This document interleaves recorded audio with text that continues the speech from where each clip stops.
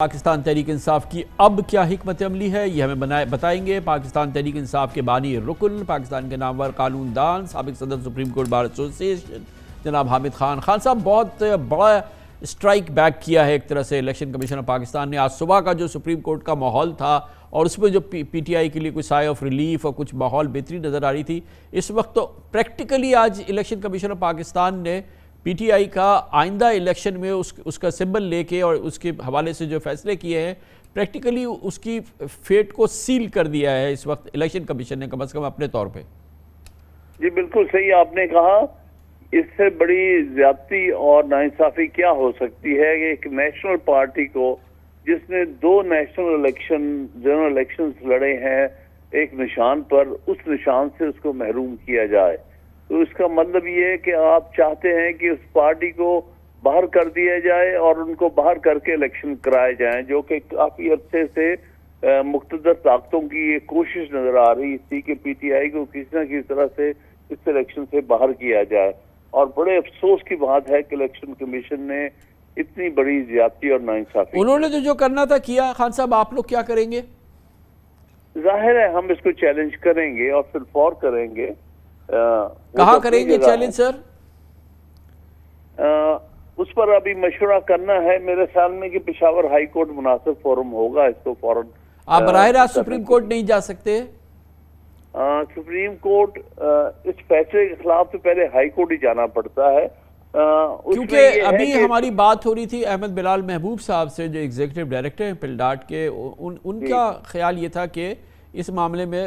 شاید supreme court میں بھی اپیل کی جا سکتی ہے, رجوع کیا جا سکتا ہے. کیونکہ آلریڈی ایک کیس جو ہم نے کیا ہوا جس میں ہم نے کہا ہمیں لیول پلینگ فیلڈ نہیں مل رہا, جس پر آج آپ نے دیکھا کہ کچھ ہمیں ریلیف بھی سپریم کورٹ نے دیا ہے. تو اس کیس میں بھی ہم یہ ایک درخواست دے سکتے ہیں کہ ہمارے ساتھ یہ زیادتی ہو رہی ہے کہ ہمارا جو انتخابی نشان ہے وہ ہم سے لے لیا گیا ہے. ہر صورت تو خان صاحب چاہے کچھ بھی ہو, آپ پشاور ہائی کورٹ جائیں یا جو بھی اپیل کریں گے سپریم کورٹ یا واٹ ایور, وہ تو کل ہی اب ہوگا نا, کوئکلی کرنا ہوگا جو کچھ بھی ہے. جی وہ اس میں مسئلہ یہ ہے کہ ایسے دن انہوں نے اپنا فیصلہ دیا ہے کہ کل ہائی کورٹ اور سپریم کورٹ میں سے کچھ بھی کوئی بھی اویلیبل نہیں ہے, اور پھر اس کے بعد 2 دن کی چھٹیاں آ رہی ہیں, 24 کی سنڈے کی اور 25 کی آ رہی ہے اس کی چھٹی. تو بہرحال اس میں ہمیں کوئی نہ کوئی راستہ ڈھونڈنا پڑے گا کہ کوئی تو ہم کہیں سے ریلیف لے سکیں. تو بہرحال وہ ہم آپس میں لیکن خان صاحب بہرحال اب یہ تو کوئی ان ایکسپیکٹڈ چیز ڈیولپمنٹ نہیں ہوئی ہے آج جو الیکشن کمیشن سے ہوئی ہے, تمام صورتحال آپ کے سامنے, تو آپ کے پاس ایک کنٹینجنسی تو ہوگی نا, ایک فال بیک تو ہوگا, پلان بھی تو ہوگا. نہیں, فال بیک تو یہی ہے کہ ہم نے اس کا فی الفور اس کو چیلنج کرنا ہے. باقی جو فال بیک ہے وہ اس میں پھر بھی الجھاؤ ہے, اور جو اس وقت حالات جا رہے ہیں اس میں ہم ان سے کوئی اچھی توقع نہیں رکھتے, کیونکہ اس میں جو فارم بنایا گیا ہے اس میں ایک ٹریپ ڈالا گیا ہے پی ٹی آئی کے لیے. اس میں 2 آپشن, ایک یہ کہ آپ کسی پارٹی کی طرف سے ہیں اور اس پارٹی سے آپ کا تعلق ہے, کیا آپ اس پارٹی کے ٹکٹ پہ الیکشن لڑیں گے, تو پہلا تو یہ انہوں نے آپشن. دوسرا, کیا آپ آزاد امیدوار ہیں, آپ کسی پارٹی سے افیلیٹڈ نہیں تو آپ آزاد امیدوار کے طور پہ لڑیں گے. اس طرح کر کے انہوں نے 2 کوشچن اس میں کالمز اس میں ڈالے. اس کا تو مطلب یہ تھا کہ اگر ہم بطور آزاد امیدوار کے اگر دیتے ہیں اور بعد میں ہم پارٹی کا سمبل چاہتے ہیں تو وہ انکار کیا جائے گا,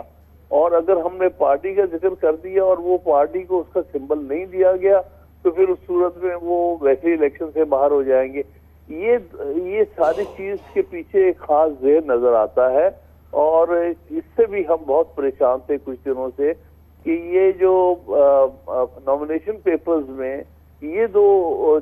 جو کالمز, یہ 2 آئٹمز رکھے گئے ہیں, جس کے پیچھے بھی پی ٹی آئی کے خلاف کچھ سازش. تھینک یو سو مچ. حامد خان صاحب ہمارے ساتھ تھے. اب ہم بات کریں گے جناب ایک اور ممتاز آئینی قانونی ماہر جناب سلمان صفدر سے, اور امپورٹنٹ ہے سلمان صفدر صاحب کیونکہ وہ وکیل تھے عمران خان صاحب کے سائفر کیس میں, جس کو کہ آج زک پہنچی ہے خاص طور پر سپریم کورٹ آف پاکستان میں. بہت بہت شکریہ سلمان صفدر صاحب. یہ فرمائیے گا کہ آج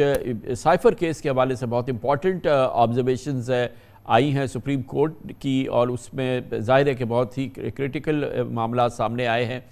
اور اس کے ساتھ ہی بیل ہو گئی ہے، انہوں نے ایکسیپٹ کی اس کیس میں مخدوم شاہ محمود قریشی کی، عمران خان صاحب کی۔ آپ کے خیال میں جو سب سے امپورٹنٹ آج کی ڈیولپمنٹ ہے سائفر کیس کے حوالے سے، وہ کیا ایلیمنٹس ہیں جس نے کہ جو گورنمنٹ کا جو کیس ہے اس کو سب سے زیادہ امپیکٹ کیا ہے، جو سپریم کورٹ کی آج کی آبزرویشنز، کامنٹس اور جو رائے تھی؟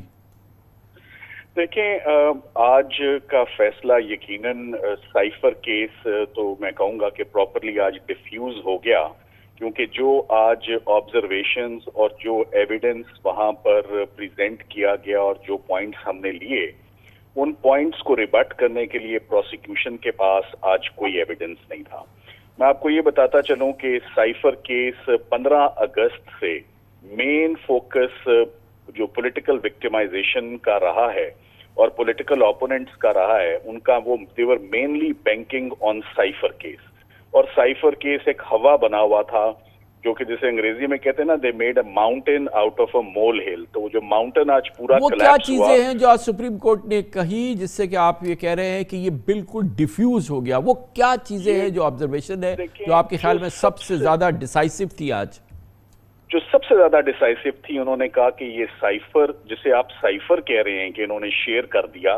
سائفر تو شیئر ہی نہیں کیا، سائفر تو ایک کوڈڈ میسج ہوتا ہے، آپ اس کو مس انٹرپریٹ کر رہے ہیں، آپ اس کو مس ریڈ کر رہے ہیں۔ سائفر تو عمران خان کے پاس کبھی آیا ہی نہیں، اس کا مفہوم، اس کا میسج، ایک اس کی پیرافریزنگ آئی، اور وہ بھی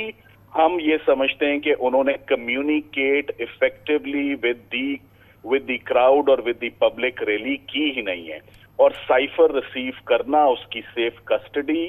ذمہ داری تھی اعظم خان پرنسپل سیکرٹری کی، جو کہ 2 مہینے کے لیے اغوا رہے، اور اغوا رہنے کے بعد وہ منظر عام پر آتے ہیں اور بیان دے دیتے ہیں عمران خان صاحب کے خلاف، اور ایک طرح کے وعدہ معاف گواہ بن جاتے ہیں۔ جو سب سے زیادہ آج دوسرا پوائنٹ اہم جو سامنے آیا، جسے منصور علی شاہ صاحب نے آج بارہا ان کو سرکار کو موقع دیا کہ آپ ہماری تسلی کریں اس نقطے پر، کہ یہ آفیشل سیکرٹس ایکٹ یہ ریزروڈ ہے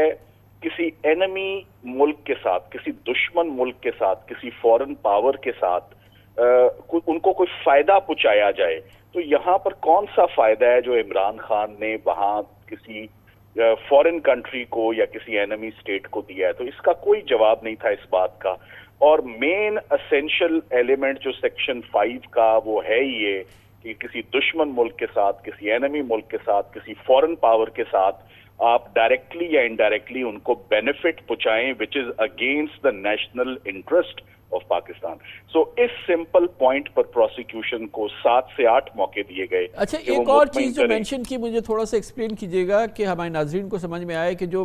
شہباز شریف صاحب کا ان کی ایز پرائم منسٹر اس معاملے میں جو رول تھا یا جو اقدامات تھے، اس کو بھی بڑا انٹینسلی کویشچن کیا سپریم کورٹ نے۔ جی کیا، دیکھیں وہ میں ایکسپلین کرتا ہوں۔ عمران خان صاحب رہے تقریباً 14 دن سائفر، ان کے جب وہ وزیر اعظم تھے تو ان کے پاس رہے۔ نیشنل سیکیورٹی کاؤنسل کی ایک میٹنگ ہوتی ہے، اور اس میٹنگ میں آپ کو معلوم ہے کہ قومی سلامتی کمیٹی کی جو میٹنگ ہوتی ہے، اس میں جو انٹیلیجنس ایجنسیز ہیں اس کی ٹاپ براس جو ہے وہ ہائرارکی جو ہے وہ پارٹیسپیٹ کرتی ہے۔ تو آفیشلی اور یونینیمسلی تمام کمیٹی نے یہ فیصلہ کیا کہ جو سائفر موصول ہوا ہے امریکہ سے، اس کے اندر جو مواد ہے، جو کانٹینٹس ہیں، وہ بڑے قابل مذمت ہیں، اور وہ پاکستان کے اندرونی معاملات میں مداخلت کر رہے ہیں، اور یہ لینگویج بھی بڑی ان ڈپلومیٹک ہے، اور اس کو آفیشلی یو ایس ایمبیسی کو پاکستان میں اور یو ایس میں بھی ان کو ڈی مارش کیا جائے، یعنی کہ گلہ دیا جائے کہ آپ نے ایسے الفاظ یا آپ نے ایسی گفتگو کیوں کی ہے۔ تو یہ بات دوسری دفعہ جب شہباز شریف صاحب وزیر اعظم بنتے ہیں، حلف لیتے ہیں ووٹ آف نو کانفیڈنس کے بعد، تو وہ بھی ایک نیشنل سیکیورٹی کمیٹی کی میٹنگ کو پریزائڈ کرتے ہیں ایز چیئرمین، اور وہ اپروو کرتے ہیں اس بات کو کہ سائفر کے کانٹینٹس تو آبجیکشنیبل ہیں، اور ڈی مارچ بالکل درست کیا گیا، یہ گلہ شکوہ جو دیا گیا یہ درست ہے۔ اور ان کے پاس سائفر کی جو ڈیوریشن ہے رہنے کی وہ تقریباً 170 دن ہے۔ سو لب لباب یہ ہے کہ ایک وزیر اعظم کے پاس سائفر 14 دن رہتا ہے، اور ایک وزیر اعظم کے پاس سائفر 170 دن رہتا ہے، جبکہ فیڈرل انویسٹیگیٹنگ ایجنسی تفتیش صرف ایک وزیر اعظم سے کرتی ہے اور دوسرے کو نہ نوٹس کرتی ہے، نہ بلاتی ہے، نہ وہ گواہ ہے، نہ وہ ملزم ہے. تو یہ کیسے انہوں نے فیصلہ کر لیا کہ وہ دوسرے وزیر اعظم کو جس کے پاس سائفر اتنا عرصہ رہا، ان کو انہوں نے کیوں نہیں شامل تفتیش کیا؟ تو یہ بیل کی گراؤنڈ آج بنی.